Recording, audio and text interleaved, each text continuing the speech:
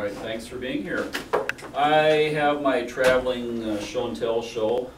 It's always better to show people what we're seeing out there instead of trying to do a little lecture. So I have some samples up here of some of the common things that we've been seeing in town. Most of the stuff that I'm going to talk about are, some of them are cosmetic problems, more of an aesthetic problem than harmful things. But I like to refer to the insects as there's the good, the bad, and the ugly.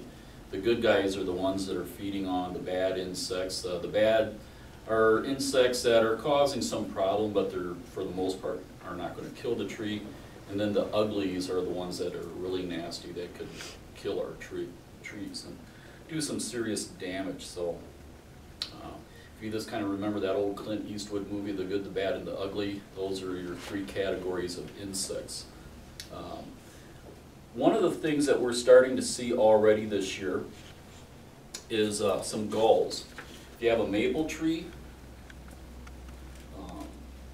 these little red bumps on the tree. They were showing that on TV, I think. Did they? Last night or this morning, the little look like Little bumps, little red bumps. Red brown cherries. Yeah. In a cluster. Mm-hmm. These are called maple gall, and they're usually red, green. They're one of those cosmetic problems. They're not going to hurt the tree. And for the most part, a lot of the galls are caused by a variety of things, but most of the galls that we're seeing are either a parasitic wasp or a mite or a psyllid or something like that. And for the most part, these gall-causing insects, they pierce the plant part, they lay their egg, then the plant grows around the egg, and then the egg basically incubates on the inside of these galls.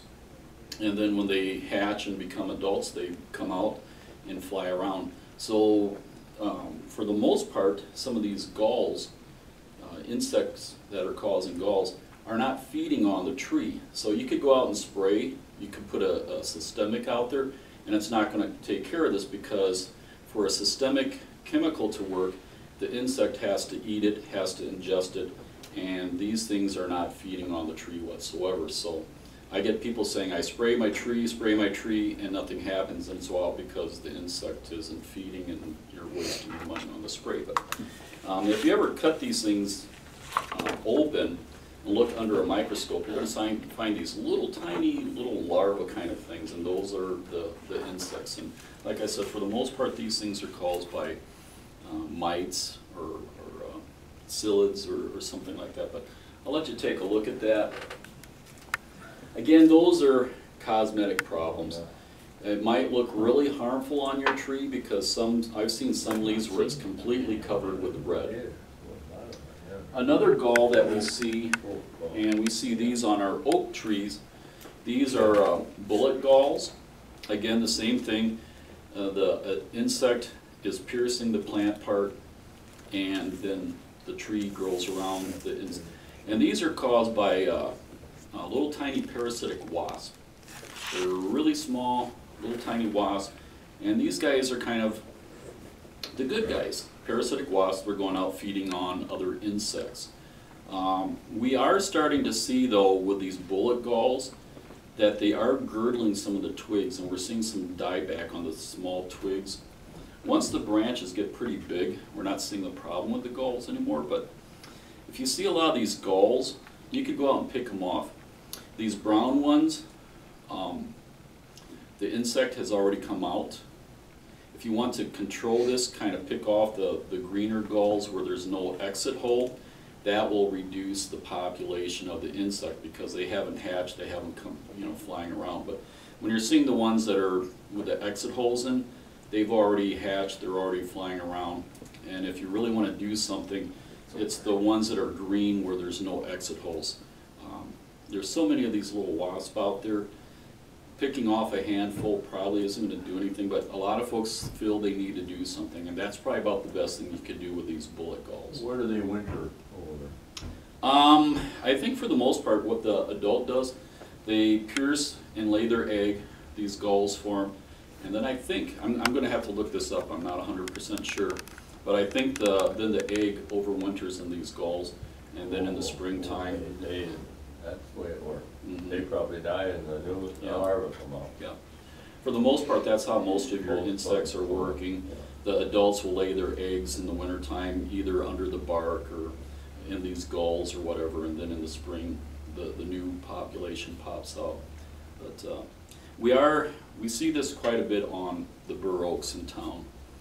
Again, for the most part, these aren't harmful, but I am starting to see a high population of these things where the gulls are just basically girdling the twigs, and we're seeing the tips of the branches die.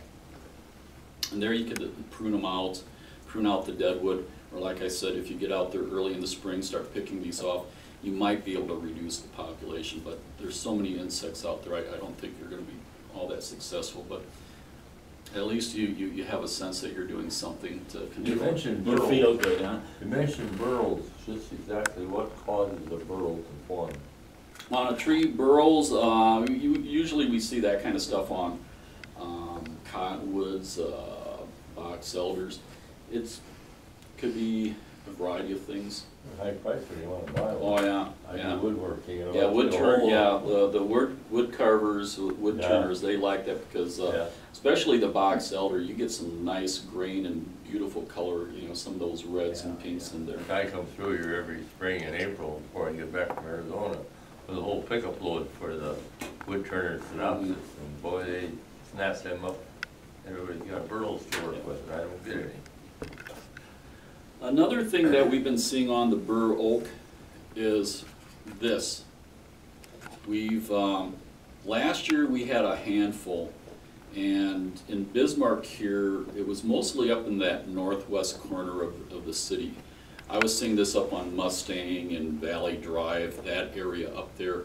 This year we've seen this throughout the whole city. I've seen it over on by Grimsrud School. I've seen it down on the south end of town, down by Manchester. We've just been seeing this all over. I've had the folks from NDSU come out to take a look, and the best that we could figure out is something is laying its eggs under the bark, and the woodpeckers or nuthatches or something is trying to get to the larva. If you look at this sample real closely, you're going to see little tiny exit holes, and they're very, very small.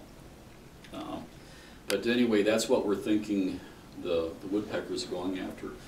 We've seen quite a few trees completely damaged by this, where the woodpeckers have girdled off all the bark. And right under the bark is that cambium layer. The cambium layer is where we have those wood cells that transport water and nutrients up and down the tree. And once you disrupt those cambium layers, the tree's not able to support itself. It's not able to transport water and nutrients up from the ground and can't send the food down to the root system. So we see the trees starting to die. One of the things that we've started doing here in the city of Bismarck, we've gone out and air spayed a couple of these trees that are completely damaged, and we're finding that the root systems are either girdled or the trees are planted too deep. So we're thinking there's some primary stress factor, and we're thinking that stress factor is probably due to poor planting. So far we've only looked at 3 trees, but we're going to look at a couple more trees where we take our air spade out and blow the dirt away from the base of the tree and look at the root system. And to talk a little bit about what girdling roots are,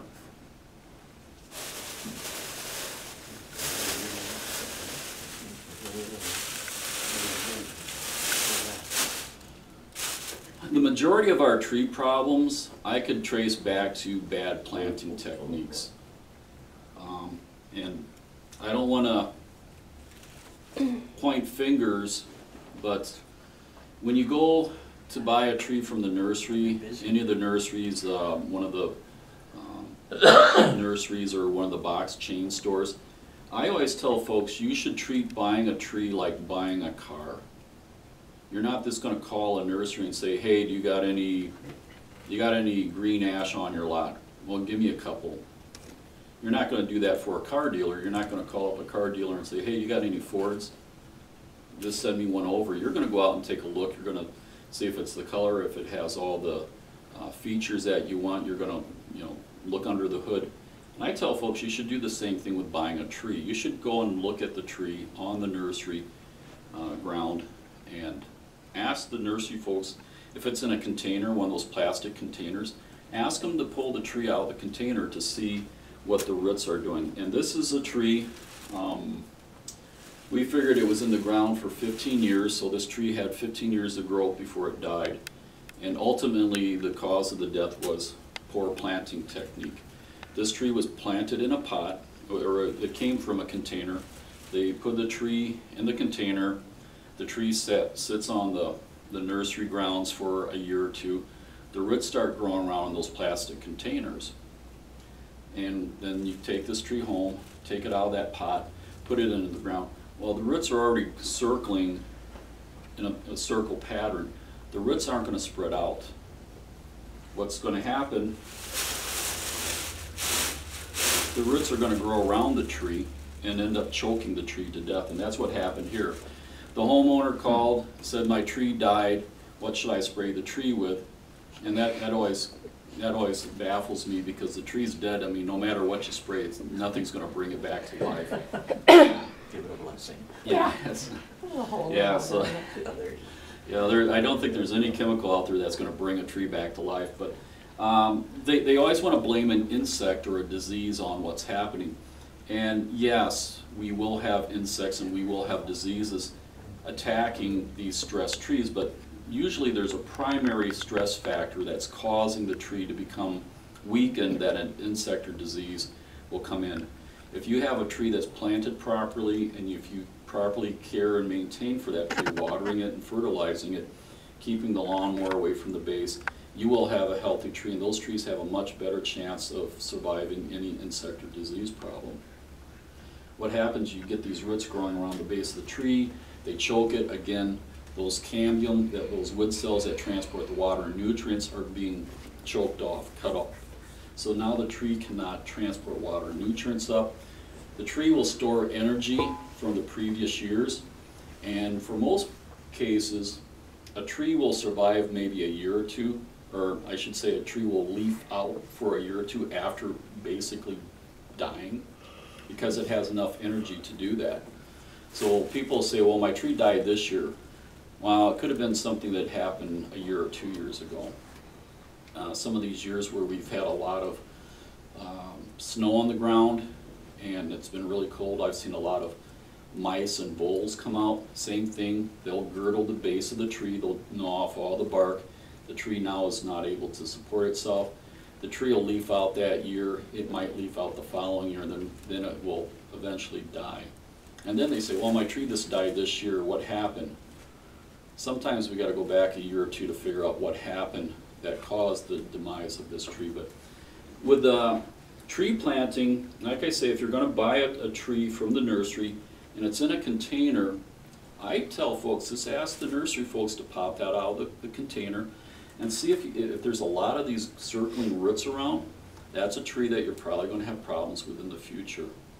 So kind of check that out. It's like I say, going and buying a car. Yeah. So if you have one that already has some roots that are circling around, can you do anything to essentially bring it back from when you buy it from the store? You can try to prune out some of these roots. We've done that. We've had some success. It's kind of a gamble. You might be able to prune off enough of these roots.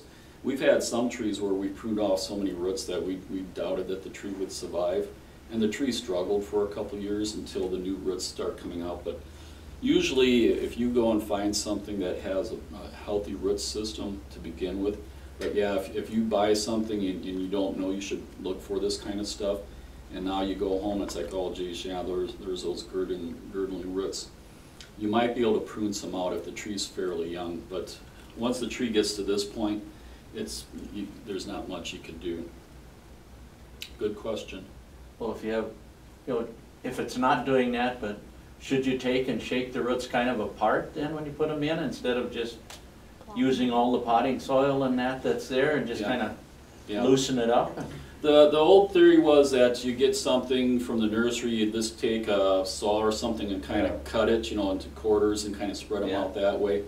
Again, you're doing a lot of cutting of the roots, and you still may have some roots that are girdling and Yeah. doing that circling thing, but that's better than just Than taking nothing. it like this and Okay. popping it in the ground. Yeah. Yeah, I tend to be very vicious Careful. when I plant. I'm pretty vicious when I plant stuff. I mean, even little plants in pots that girdle like that, I just pull them Yeah. apart and rip off roots and pray. The other thing we see with planting is people planting trees too deep. Excuse me. A lot of your cultivars, this was a maple tree, and this was, I can't remember if it was a autumn blaze. But usually if you're buying a maple tree and it's an autumn blaze or a green mountain maple or something like that, usually if there's a cultivar name, trademark name, that's a plant that they've taken a cutting off of a parent material and grafted it to the root system of a hardy rootstock. I usually tell folks that some of those trees you're buying two trees for the price of one, because the top part could be completely different from the bottom. One of my favorite examples, they cut down last year when they put in that new parking lot at the Capitol building, but on the northwest corner of the Capitol building where that basketball court used to be, they just put in that new parking lot over there. There used to be a crab apple over there. That happened to there. Half of the tree had white flowers and the other half had red flowers. And that's what happened, was that they had, the top part was different. It was a cultivar, and the bottom part was another, and somehow or other the tree was damaged. Half of the tree was damaged. So the cultivar part grew on one side, and then the rootstock grew on the other, and we ended up with a tree with white flowers and red flowers. And I had so many people asking, where can I buy a tree like that? And it's like, well, That's gotta just happen. yeah, it just happens. Yeah, it's kind of a, but that's what I'm getting at, is that sometimes these plants, you're going to have a different rootstock from the top part, and we've seen some trees, especially with linden trees, where the root will reject the top, the graft. It's sort of like with people, you know, you always hear about people with heart transplants or something like that, the person rejects the heart. Sometimes we will see that with plants where the root system will reject that top part. And the trees usually get to be about this big before the top just blows over and it'll snap. You'll see a nice clean snap at the base, but we usually see that with the linden trees. So those are some things with planting. The other thing that I was getting at with that grafting, sometimes they'll put the graft way up here and the root is down here, and a lot of people will think this graft point is where you're supposed to plant the tree. So we'll see people bury the roots clear down here. And for a rule of thumb, this first root, this big root here, should be an inch below the soil. Rule of thumb, that first root should be an inch below the soil surface. So we've seen trees where they see this root graft and they'll bury the tree up to here. Well, you know, that's a good 8 inches deep. And a lot of trees don't like to be deep. Roots need what we need. They need water, they need food, and they need oxygen. And if you plant these too deep, you're basically suffocating that tree. It's not able to get the oxygen. And that's why we see, in some cases, these roots now start to grow up towards the surface because they're trying to get up where they can get some oxygen. And usually it's 1 or 2 little roots like this supporting this big tree. And again, it's usually 15, 20 years when the tree finally dies and falls over. And they said, what killed my tree? Could I have sprayed it with something? Well, I always want to carry a little bottle of water, this people be gone or something like that. It's like, when you planted the tree, you killed the tree. But these are some things to be aware of. So when you're planting the tree, look for these girdling roots. Make sure you're planting the tree at the right depth, because the majority of the problems I see with tree diseases relate back to improper planting techniques. And there's a lot of people that hate me for saying that kind of stuff, because I see a lot of folks planting trees too deep. So if you could avoid that and keep the tree healthy, you're going to be able to avoid a lot of these things. But when we get to those ugly insects. The ugly insects will go after a lot of things. One that we've been talking a lot about the last 10 years or so is emerald ash borer.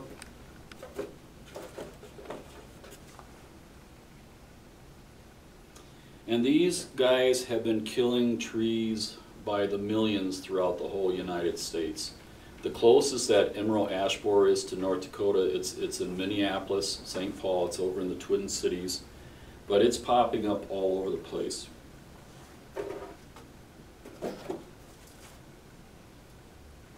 I'll pass these guys around. The little white one is the larva, and the green one is the adult. And I've had people say, yeah, I got one of those emerald ash borer things, and they'll bring in a grasshopper or a katydid. You know, these things are green, emerald ash borer, so emerald refers to the color, they're kind of a greenish color, but if you got a big thing, chances are it's probably a grasshopper or cicada or katydid. These guys are really small, as you're going to see this sample that I'm passing around. They're smaller than a penny. And like I said, the closest that these guys are to North Dakota is Minnesota. They're over in Minneapolis, St. Paul. The thing that we're worried about is that these guys are being transported throughout the whole United States by firewood. We see a lot of folks transporting firewood from one place to another. Last year, these guys popped up in Colorado. And before Colorado, the closest west or furthest west was Kansas City, Missouri, Kansas City, Kansas. And if you look on the map where these things are popping up, they're a long way away from where they started. And these guys started back late 1990s, early 2000s in Detroit, Michigan. And from then to now, they spread out from Michigan to Indiana, Ohio. And they're as far east and south as they're down in Georgia, they're in the Virginias, Pennsylvania, New York, and like I said, the furthest west they were up till recently was in Kansas, but now they popped up in Colorado, and they think that the way they know that the way it got there was someone took some firewood. And we get a lot of folks coming from out east, coming out here to hunt, fish, camp, and those are the states that have this emerald ash borer. So we'll see a lot of places around. The state parks have signs saying, please do not bring firewood into the state, use our firewood from here. So if you have friends that are going to come out here and camp or hunt or do something this year, tell them not to bring any firewood. Otherwise, we're going to have a big problem with this. And it's a case of when it gets here. We know it's going to get here eventually, but folks keep asking me when I think it's going to get here in Bismarck, and I keep telling folks after I retire, so I don't want to be dealing with removing lots of ash trees. In Bismarck, American elm and green ash make up 51% of our street trees. So if we lose our ash, if we get this emerald ash borer, we're going to have a big problem. The other problem that we have, and this is one of those ugly categories, is the Dutch elm disease. We still have a fairly healthy population of American elm in Bismarck.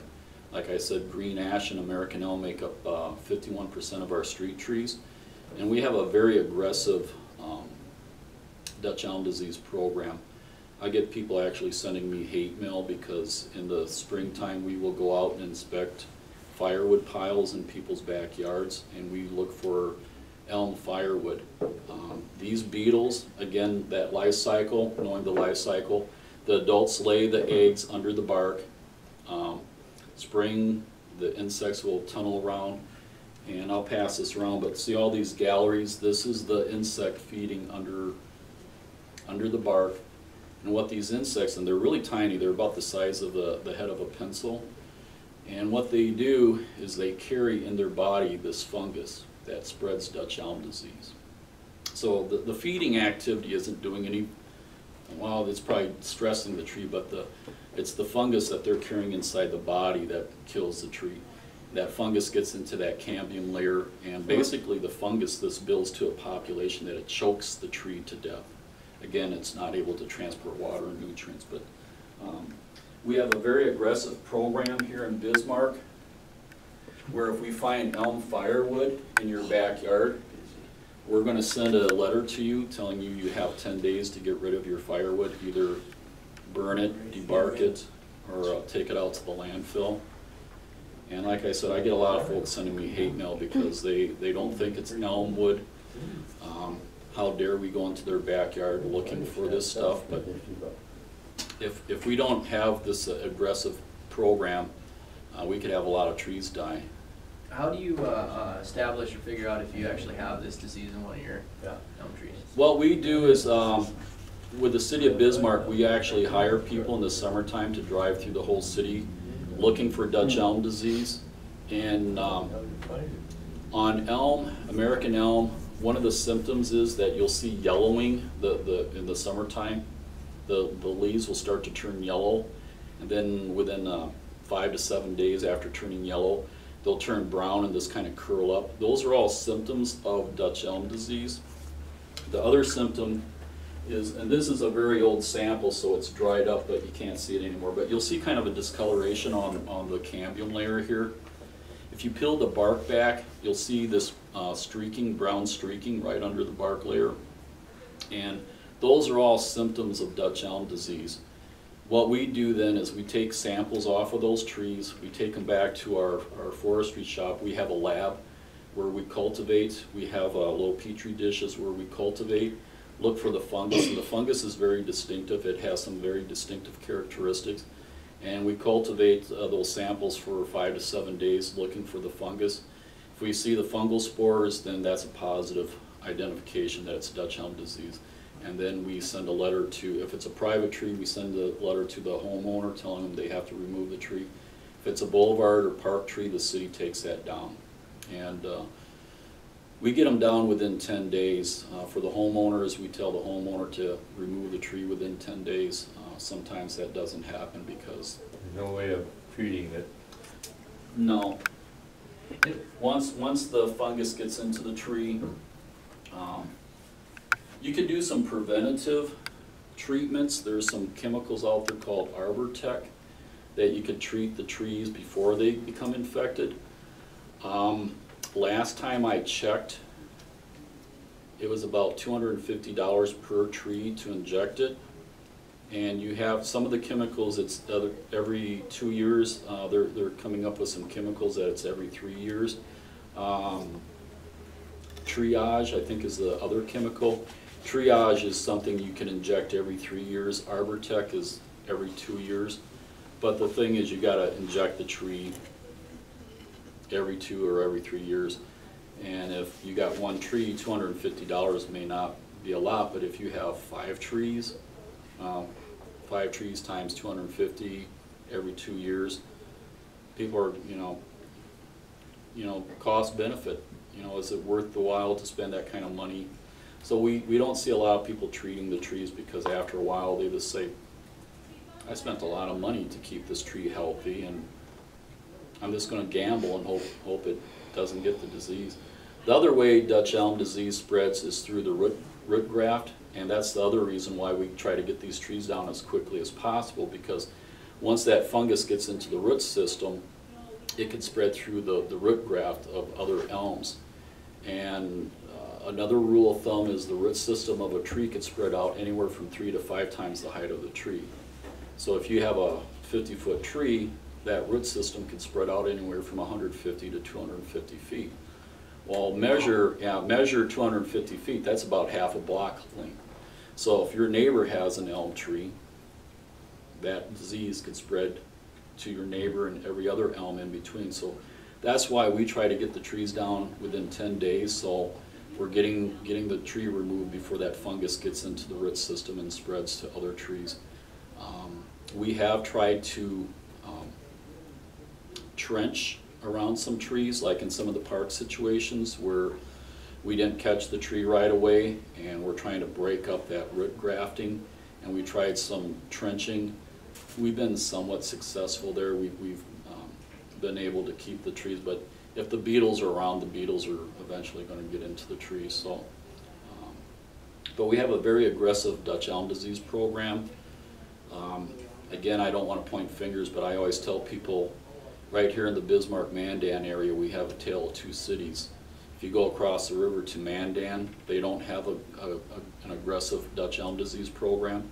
In the last couple of years, they've had hundreds. The city forester told me last year he lost over 200 trees, 200 American elms to Dutch elm disease. So that's what happens when you don't have an aggressive program. Like I say, a lot of people don't like our program because they think we're too intrusive, but you know, we got a lot of beautiful elms in this city and we want to keep them as long as possible. I have a question about, you mentioned people should take their trees, you know, when they get cut down out to the landfill. Well, I get my bark mulch out there. Is that a problem?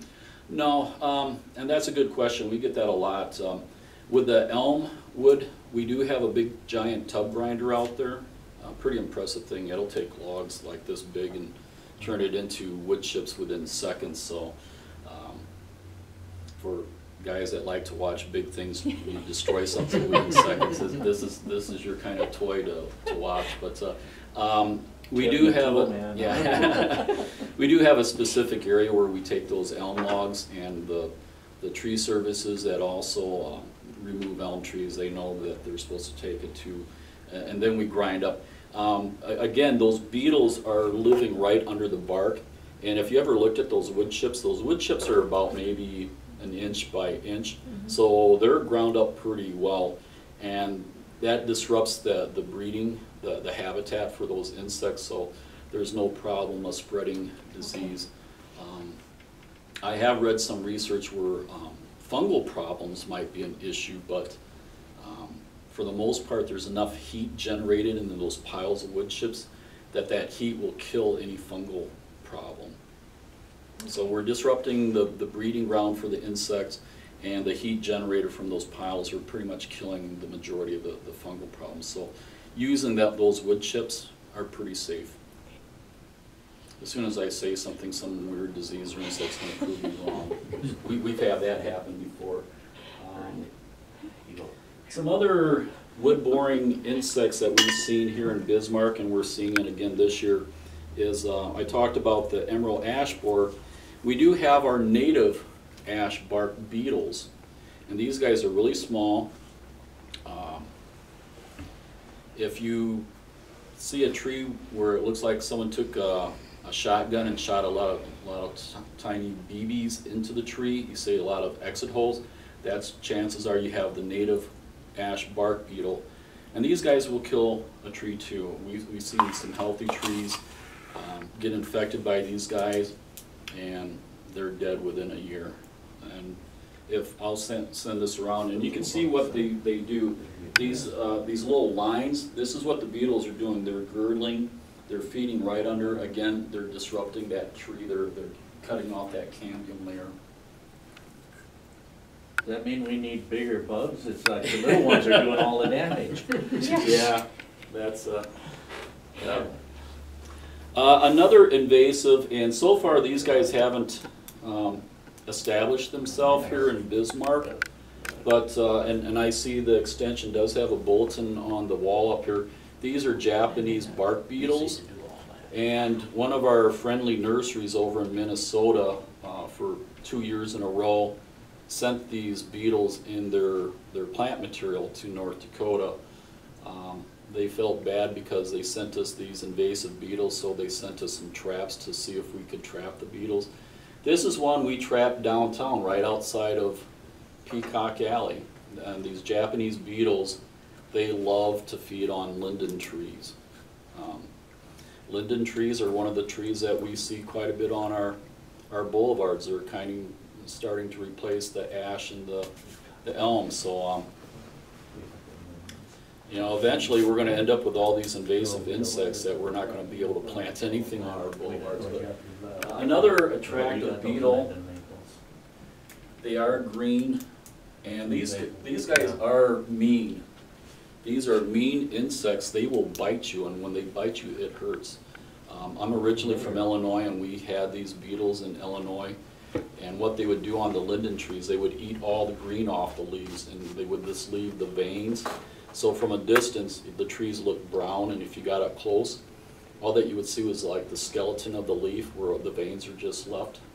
But they will strip all the green foliage off of a tree. And like I say, lindens are one of their favorites. The nasty thing about these insects is that they go after all sorts of other trees, and they also, the adults feed on the green part of the tree, and the larvae, the grubs of these will go after turf grass. So you'll see turf grass dying. So you got the larva stage killing your turf grass, and then the adult stage going after your trees. So this is one of those ugly insects that I was talking about. Your emerald ash borer, your Dutch elm disease, and these Japanese tree beetles, those are the ugly guys. These are the things, and they're all invasive. And if you ever notice the things that are causing the most problem are those invasive insects, because with the Japanese beetle, they came from Asia. The emerald ash borer has come from Asia. Here in the Americas, there's no natural predators to these insects. If you go over to China, where the emerald ash borer is, you'll find ash trees all over, and they're not as damaging over there because there's native natural predators to control the insect. So now the USDA, they're trying to bring over some of these parasitic wasps that feed on these kinds of things, and they're trying them in certain areas to see if they will do the job. But we live in a global economy now where we're shipping things from all over the world, and we're eventually going to get these kinds of things. But those are the things that we worry about, is those invasives. A couple of things I'm going to show you here that Before you move on, is there any way to control bees?